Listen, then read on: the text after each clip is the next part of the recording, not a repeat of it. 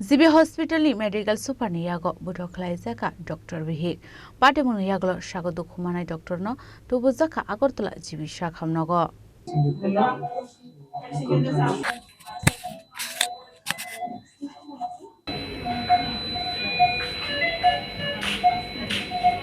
पाटेमुनो तिकक सनानि थांगो sago दुखुमानाय doctor शाखा सुखांनि सिमिनो बुसाय आबहायके बोनो बुधक खालायो जरा जराव हेनै फेवा क्राकशाल हरो हेनके ईद बाय खिदारि दुखुमानि रुबै रोखा हेनै सागो दुखुमानखा আবাহিনীর দেবক শাখা ডক্টর সর্বাণী দেবনাথ মানুষ রাগ করতেই পারে, সবকিছুই হতে পারে, দুজনের মধ্যে ঝগড়াও হতে পারে, কিন্তু অমানবিক আচরণ করা তো অমানসিক।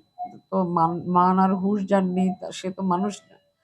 এরকম করে যদি মানে একজনকে মারে, আমরা তো কুকুরকেও মারি না, তো আর ওয়াইফকে তো মানে মানুষ তো ওয়াইফ তো আর মানুষ মারার মতো ইয়ে না, বস্তু বা জন্তু না।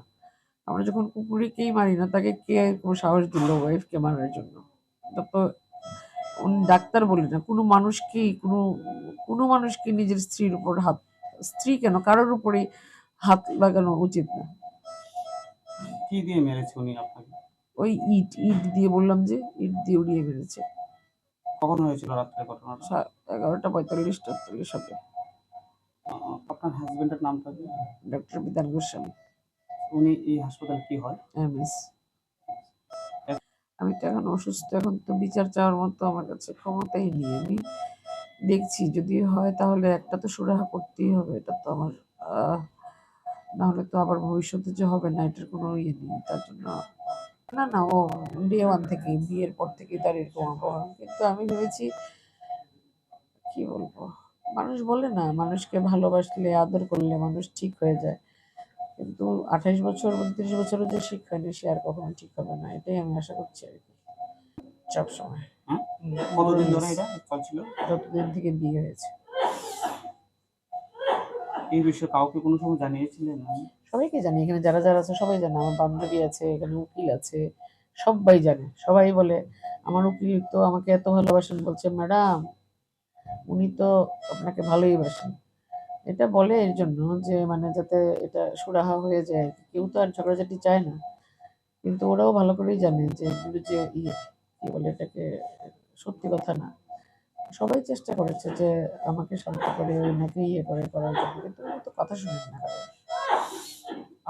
ওইটা ইট দিয়ে আঘাত করেছে, ইট সরাসরি এসে একদম নিচ থেকে একদম উড়িয়ে মেরেছে, একদম পুরো বড় একটা ইট লেগেছে।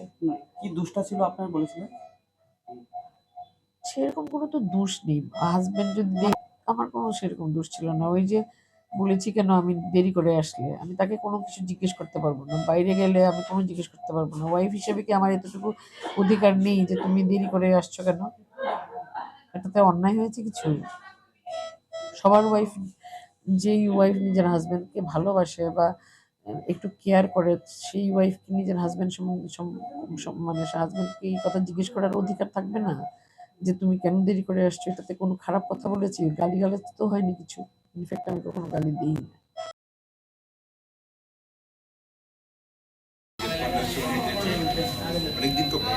ব্যুরো রিপোর্ট, চিনি খরাং।